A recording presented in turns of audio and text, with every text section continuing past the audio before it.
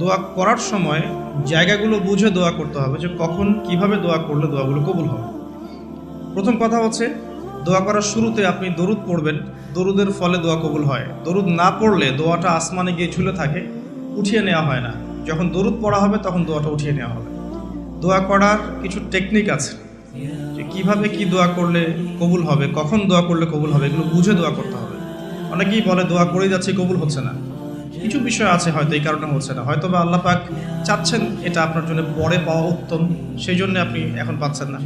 হয়তো বা আল্লাহ পাক আপনাকে পরকালে দিবেন বলে জমা রেখেছেন, হয়তো এই জন্যে পাচ্ছেন না। অথবা হয়তো আপনার আকীদায় শিরক আছে, হয়তো এই জন্য হচ্ছে না। হয়তো বা আমলে বেদায়াত আছে, এই কারণে হচ্ছে না। অথবা আপনার রিজিকে কোনো হারাম কিছু আছে, মেবি এই কারণে আপনার দোয়া কবুল হচ্ছে না। অথবা আপনি তাড়াহুড়া করছেন। তাড়াহুড়ার ব্যাখ্যায় নবী সাল্লাল্লাহু আলাইহি ওয়াসাল্লাম বলেছেন যে মানুষ বলে আমি দোয়া করেই গেলাম, আমার দোয়া কবুল হলো না। তো আমরা জেনে নিব যে কোন কোন জায়গায় কিভাবে দোয়া করলে দোয়া কবুল হবে। এই বইটার মধ্যে সবই দেয়া আছে, হিসনুল মুসলিম বইটার মধ্যে। তারপর আমি বলছি আমার ব্যক্তিগত ইলম থেকে কিছু কথা, সেটা হলো দোয়া করার আগে অবশ্যই আল্লাহর প্রশংসা করবে, অ্যাটলিস্ট একবার আলহামদুলিল্লাহ বলে হাত তুলবেন। তারপরে আপনি নবী সাল্লাল্লাহু আলাইহি সাল্লামের কাছে উপরে একবার দরুদ পড়বেন। আগে আল্লাহর প্রশংসা, তারপরে দরুদ। এরপরে আপনি নিজের পাপের ক্ষমা চাবেন। আপনি পাপ করেন বা না করেন, আগে বলবেন রব্বিক ফিরলি, আল্লাহ আমাকে মাফ করুন। পাপ করেন বা না করেন, এটা সুলাইমান আলাইহিস সালামের সেই দোয়া থেকে আমি শিক্ষা নিয়েছি। সুলাইমান আলাইহিস সালাম যে বিখ্যাত দোয়ায় বলেছিলেন যে আল্লাহ আমাকে এমন মুলক এবং রাজত্ব দান করুন যে মুলক আর রাজত্ব আপনি কাউকে কখনো দেননি। এই দোয়ার শুরুতে তিনি বলেছেন রব্বিক ফিরলি, আল্লাহ আমাকে মাফ করুন। তো এটা আদব, দোয়ার আদব হচ্ছে আগে নিজের ক্ষমা চাওয়া, আল্লাহর কাছে নিজের ভুলের ক্ষমা চাওয়া, তারপরে দোয়া করা। হামসানা, দরুদ, এরপরে আপনি ক্ষমা চাবেন। এবার আপনি দোয়াগুলো করবেন আপনার মন থেকে। আরবি দোয়া জানা থাকলে আরবিতে দোয়া করবেন, কারণ আপনি আপনার রবের সাথে আরবি দিয়ে কথা বলবেন, এর চেয়ে আসলে গর্বের কী হতে পারে। আরবি ভাষা কেন শিখব, কি দরকার আছে? এটা কি সাম্প্রদায়িকতা? আল্লাহ রাব্বুল আলামিনের আল্লাহ পাক যে ভাষায় কোরআন নাজিল করেছেন, আল্লাহ পাক যে ভাষায় কথা বলেছেন কোরআনে, সেই ভাষায় আমি আল্লাহর সাথে কথা বলছি, এর চেয়ে গর্বের কী আছে আমার জন্য? আরবি কেন শিখছি, কেন শিখবো? এই ভাষা দিয়ে আমি আল্লাহর সাথে কথা বলবো। জান্নাতে এই ভাষা চলবে, কোরআন এই ভাষায় নাজিল হয়েছে, কবরে এই ভাষায় প্রশ্ন করা হবে, তা আমি কেন এই ভাষায় আল্লাহর সাথে কথা বলবো না? এর মানে এই নয় যে কেউ যদি আরবি না জানে অন্য ভাষায় দোয়া করতে পারবে না, এমনটা নয়। অবশ্যই কেউ যদি আরবি না জানে, বেসিক দোয়াগুলো না জানে, সে বাংলাতে দোয়া করতে পারে, কোনো সমস্যা নেই। ইংরেজিতে দোয়া করতে পারে, উর্দু দিয়ে দোয়া করতে পারে। ভাষাগত পার্থক্য আল্লাহর কাছে নেই, তবে আরবির মর্যাদা আছে। আর এটা আমার কাছে গর্বের বিষয় মনে হয় যে আমি আরবি দিয়ে আমার রবের সাথে কথা বলতে পারছি। আমি আরবি দিয়ে কথা বলছি, এবং আরবি দিয়ে দোয়ার ক্ষেত্রে আপনি এত ভালো করে মনের ভাব প্রকাশ করতে পারবেন অল্প শব্দে, যেটা হয়তো অন্য কোনো জায়গায় সম্ভব নয়। এরপরেও আমি বলবো যে মাতৃভাষায় মানুষের মনের ভাব প্রকাশের ক্ষেত্রে সহজতা আছে। যদি কেউ আরবি না জানেন, সেক্ষেত্রে মাতৃভাষাতেই বেশি বেশি দোয়া করবেন, চলতে ফিরতে দোয়া করবেন।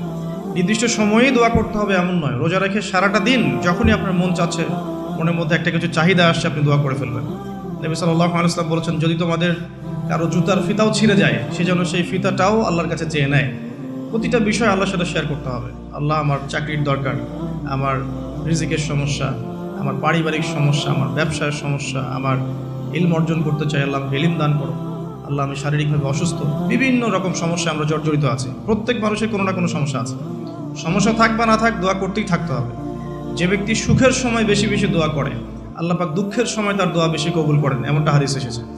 যে ব্যক্তি সুখের সময় ভালো আছে, এখন আমার ফিজিক্যাল আমি ফিট, এখন আমি আল্লাহ পাকের অসীম নিয়ামতের মধ্যে আছি, বাড়ি গাড়ি, টাকা করি, আত্মীয় স্বজন, স্ত্রী সন্তান সবই আছে, আমার কোনো কিছুর অভাব নাই। এরকম সুখের সময় যে ব্যক্তি বেশি বেশি দোয়া করবে, ইস্তেগফার করবে, ক্ষমা চাবে, আল্লাহ পাক দুঃখের সময় সেই বান্দার পাশে থাকবেন ইনশাআল্লাহ। আর সবচেয়ে বড় দুঃখের দিন তো কিয়ামতের দিন, আল্লাহ পাক সেদিন ইনশাআল্লাহ আমাদের সাথে থাকবেন ইনশাআল্লাহ তাআলা। দোয়ার আগে এই আদবগুলো মেনটেন করবেন। বাংলা ভাষায় দোয়া করেন যদি আরবি না জানেন। আর আরবি জানার দিকে আমি বেশি জোর দিচ্ছি, আরবি জানলে বেশি ভালো হয়। 3 ব্যক্তির দোয়া ফেরত দেওয়া হয় না। একজন মুসাফির, যে ব্যক্তি সফরের মধ্যে আছে, আল্লাহর কাছে দোয়া করলেই দোয়া কবুল হবে ইনশাআল্লাহ। একজন ব্যক্তি যে পিতা বা মাতা হয়েছে, তার সন্তানের জন্য দোয়া করলে দোয়া কবুল হবে ইনশাআল্লাহ।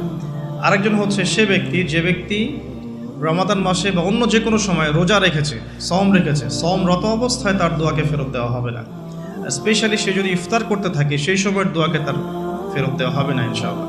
তো আমরা বেশি বেশি দোয়া করবো রমাদান মাসে ইনশাআল্লাহ আযজা ওয়া জাল। আমি দোয়ার জন্য একটা বই সাজেস্ট করছি, সেটা হচ্ছে হিসনুল মুসলিম। এই বইটার মধ্যে প্রচুর দোয়া দেওয়া আছে এবং অথেন্টিক সবগুলোই মাশাআল্লাহ। শেষের দিকে কিছু ঝাড়ফুঁক অংশ আছে। কারো যদি চোখ লাগা বা বদনজর বা জিন ঘটিত সমস্যা থাকে বা তাবিজ কবজ জনিত কোনো সমস্যা থাকে, এগুলো ট্রুথ, এগুলো সত্য, এগুলো কোনো আনসাইন্টিফিক বিষয় নয়। আর কোনো কিছু আনসাইন্টিফিক হলে যে ইসলামিক হবে না এমনও নয় বিষয়টা। তো হিসনুল মুসলিম বইটা আপনারা কালেক্ট করতে পারেন। সেখানে প্রথম অংশ আছে দোয়া এবং জিকির অধ্যায় এবং শেষের অংশটা আছে ঝাড়ফুঁক অধ্যায়। আপনারা মিনিমাম প্রথম অংশটুকু মুখস্থ করে ফেলতে পারেন। হিসনুল মুসলিম বইটা সাজেস্ট করলাম।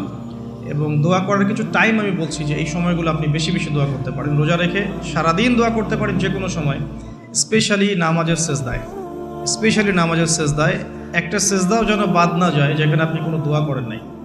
অ্যাটলিস্ট আপনি কিন্তু সেজদায় তাসবিহ পড়েই বলতে পারেন আল্লাহুম্মা আতিনা ফিদ দুনিয়া হাসানা ওয়া ফিল আখিরাতি হাসানা ওয়া কিনা আযাবান নার, আল্লাহুম্মা আইনি আলা যিকরিকা ওয়া শুকরিকা ওয়া হুসনি ইবাদাতিক, যে কোনো দোয়া।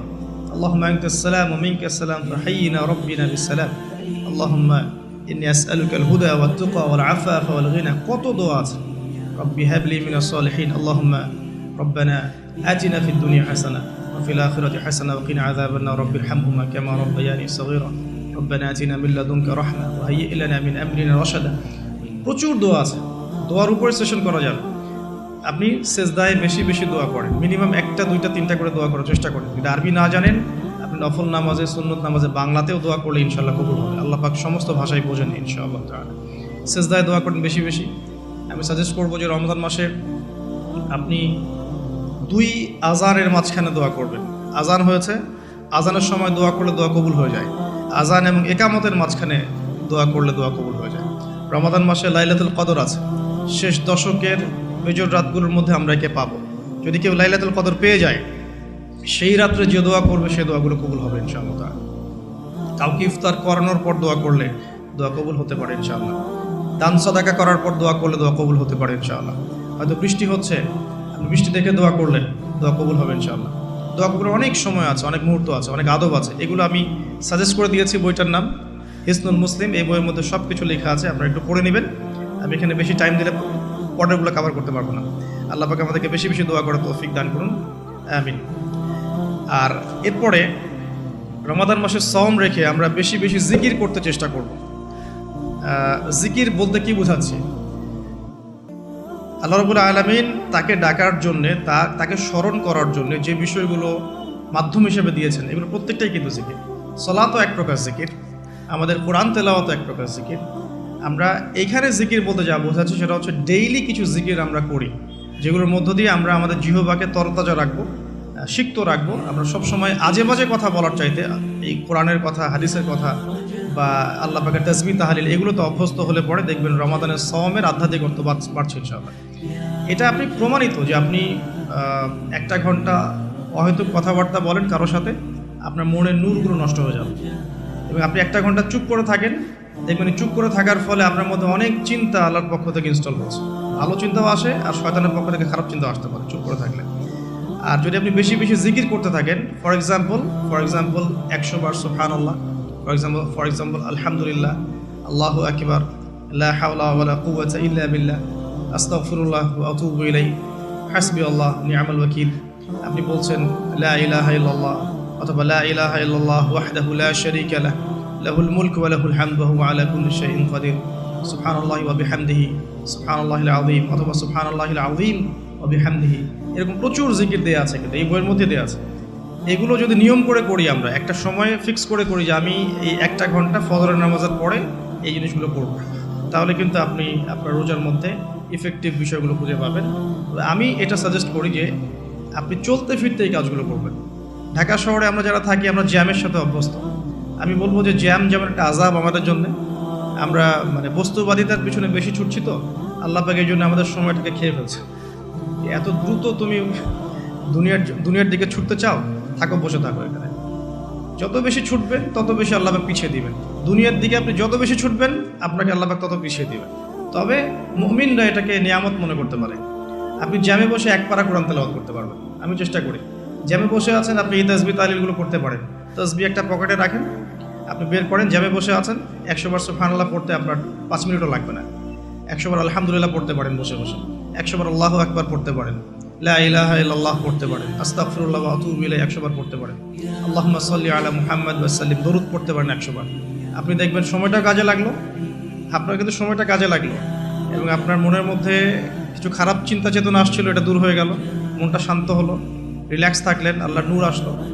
এই কাজগুলোই একসাথে মিলে কিন্তু রোজাটাকে আপনার ইফেক্টিভ বানাবে। শুধুমাত্র না খেয়ে থাকাটা আপনাকে খুব একটা রুহানিয়াত দিবে না। আল্লাহ পাক আমাদেরকে বেশি বেশি জিকির করার তৌফিক দান করুন।